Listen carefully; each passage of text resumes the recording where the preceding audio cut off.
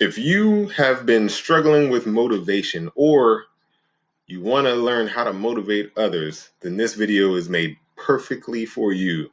Okay? My name is Mike Malbrough, and this is What's Better Than Great. All right, so here's the deal, right?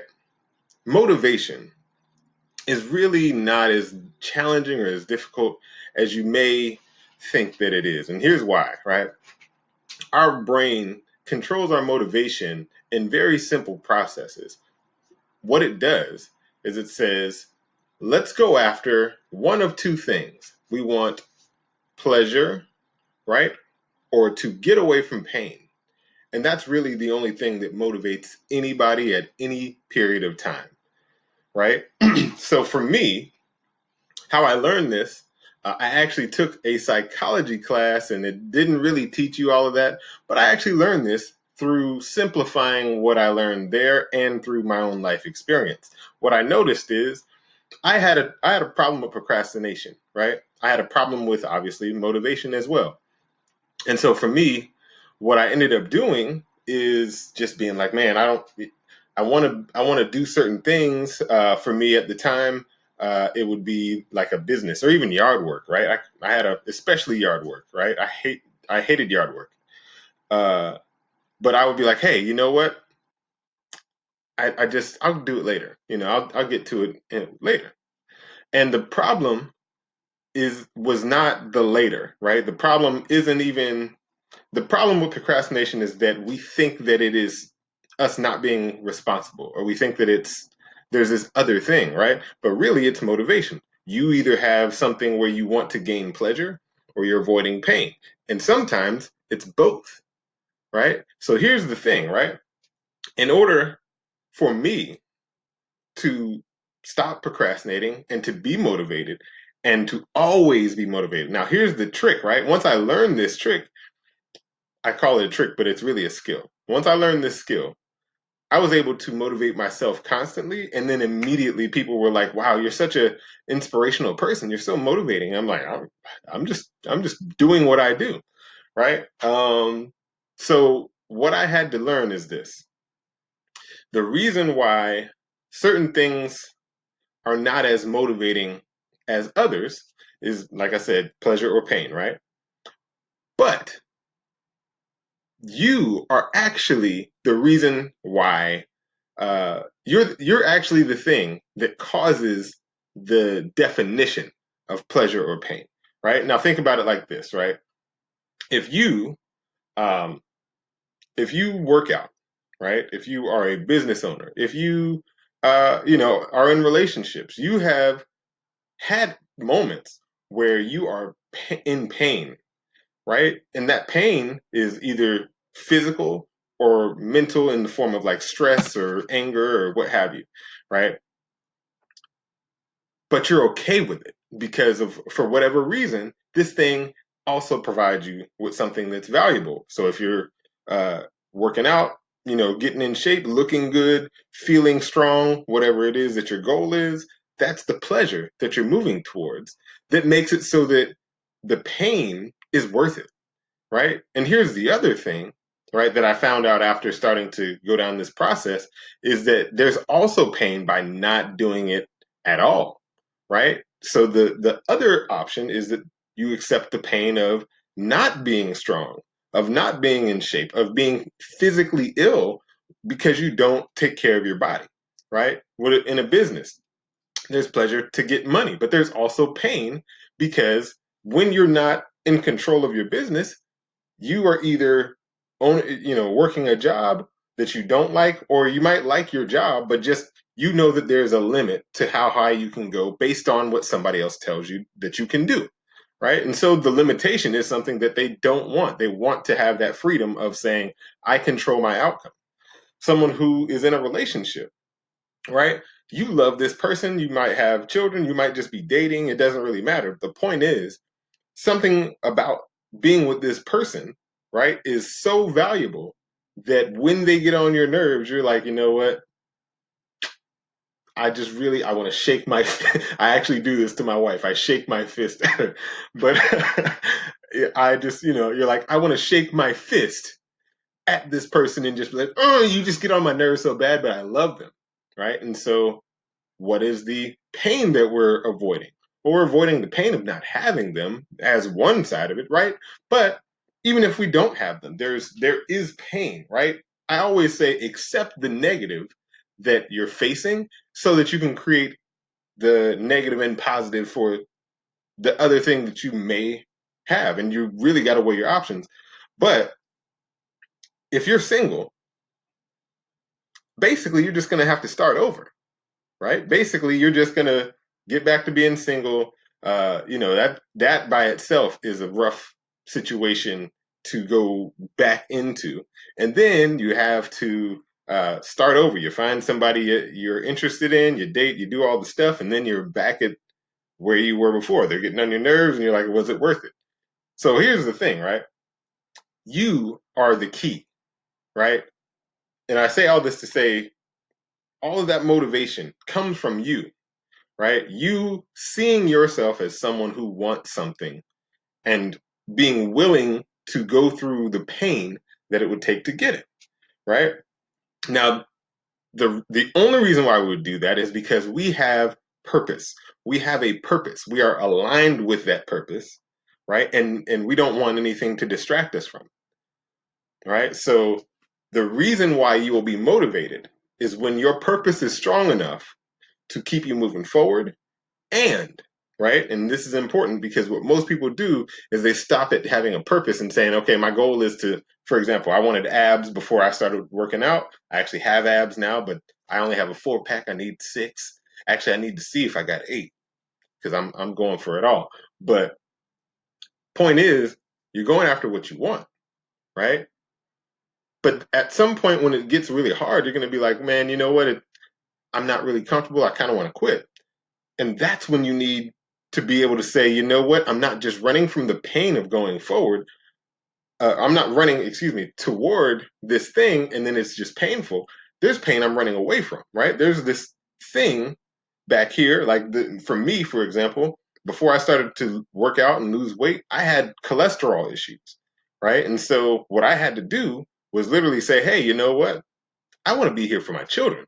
I want to be here for my wife. I want my family to benefit from my life here on earth. I want them to get value from actually being with me and spending time with me. So I had to make that change. So that's how you motivate yourself, right? You motivate yourself by saying, I want this, right? I will do whatever it takes to get it.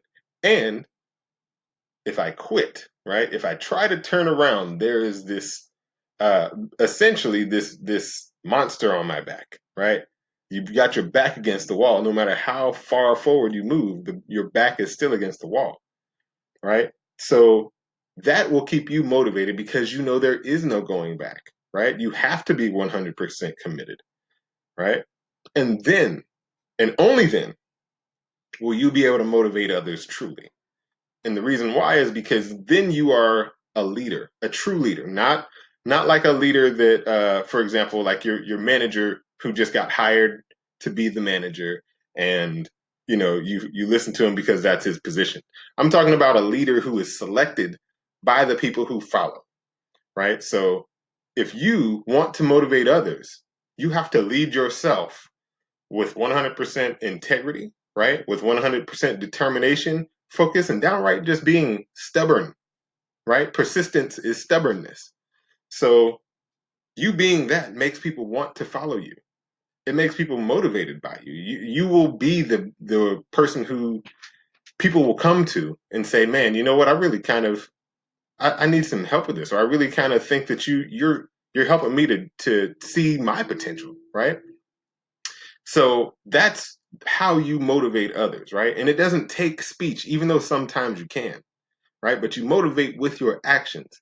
Be an action taker first, right? And the way you do that is simply by saying, this is what I want, and I'm not willing to not get it. I have to get it, right? And if I don't, then there is no I don't, right? There is no if I don't. I got this monster at my back, and as soon as I'm done, this this this thing is the most scary thing in the world. So I'm not turning around. It's just this. right? It's burning the ships, as the old adage says, if you have heard that. So point is this: how you can motivate yourself and others is simple, right? You have to know what's important to you. And if you don't know, you have to decide it, right? And make that your purpose. You're not a goal, right? A goal is something that, okay, well, I'm going to lose 15 pounds. That's a goal. Goals are here today, gone tomorrow. I'm talking about a purpose that is like aligned with who I see myself as. For example, I am physically fit, therefore I go to the gym, right? Whatever happens because of me going to the gym or because of me working out consistently or eating a good diet is a part of how I see myself. I am in line with it, with myself. There's no trying to do anything. This is just me living a normal day. That's how it has to be for you if you truly want to be somebody who motivates people, if you want to motivate yourself and never feel a lack of motivation. Now, let me address this because I know that this is something that if you have struggled with procrastination or if you struggle with any lack of motivation, right, you might be like, yeah, that's easy for you to say, but where do you start, right? Where do I even start? You start by number one, knowing that what you're trying to do when you are not motivated or trying to do when you're not procrastinating, when you are procrastinating, is you're trying to avoid pain, right? And maybe it's and or, right? You might be trying to avoid pain, or you might be trying to go after guilty pleasure, right? So for me, for example, I used to not cut my grass and play video games or watch Netflix or do stuff that like that. And it's like, I'm not actually procrastinating in a way that would solve the problem. I'm just pushing the problem off to the future. I'm pushing it off to future Mike, right? Future Mike is more valuable than today Mike, in my opinion now, right? And that's the thing is like, I don't want to push off something because of the fact that what my time is valuable. I am valuable. I help people. I do things that are valuable with my time. And so all of my time has to be done, has to be used in a certain way. That's a self-image, right? So what I had to do is say, okay, well, am I okay with sacrificing this pleasure, the Netflix, the video game? And here's the thing: you don't have to give it up 100% of the time. You don't have to say I will never again do it. You just have to say, okay, well, if it's before this time of day or before I do anything else, then I'm not going to do it. Right? Easier said than done. I get it. You're still not motivated. You're still kind of like, oh, that's hard, and it is. Right? I'm not giving you a. I mean, this isn't like the easy button. This is the facts. What will help you is to understand what pain you're avoiding. Like, why is it painful? Really dive deep, right? And this is something I do, and I kind of explain in my book, Manifest Anything, which is actually at my site, what'sbetterthangreat.com/book. But anyway, um, what I'm saying is this: you have to understand where that pain comes from. You have to understand how your thoughts change when you experience that pain, because you're actually creating those thoughts, right? You're actually the one in charge of those thoughts through your self image, right? And your self image has to start aligning. The only way to do that is to acknowledge those thoughts and question them. Like, why did I think that? Why did that go through my head? What does that mean about how I believe this thing is, right? And with pleasure, right? You're not really seeking pleasure. What you're seeking is an escape, right? If you're procrastinating, you know that it's important, right? You know that it's important to do, but you don't want to do it because of that pain that you've created. And this is the way you escape. Here's the other thing too. You might be procrastinating, and this is more of an advanced thing that I'm going to deal with in another video. There is something called productive procrastination, where you actually do work in order to avoid doing work, like real work, right? Not going to get into that right now. Point is this: if you want to motivate yourself, right, you have to. You have to move toward the things that you want, right? And avoid pain that is greater than the pain of doing the thing that needs to be done, right? And that's really it. And it may boil down to how you want people to see you. It may boil down to how you want to see yourself, right? But ultimately, you are the only person who can decide, yes, I'm going to be this person, or no, I'm not. All right? This is about your self-image and shifting it in a way that puts you in the driver's seat 100% of the time, right? And if you're in the driver's seat, you're a leader. And that's when people start following you. And that's when you can motivate people by your actions, by your words, because your words are your beliefs, and your beliefs are actually projected through your self-image. They project as true through the way you see yourself, right? That's it. It's very simple. So I hope you guys enjoyed this. If you did, you might enjoy checking out my book called Manifest Anything, and you can get it at what'sbetterthangreat.com/book. Okay. Thanks for joining me today, and I'll see you on the next video.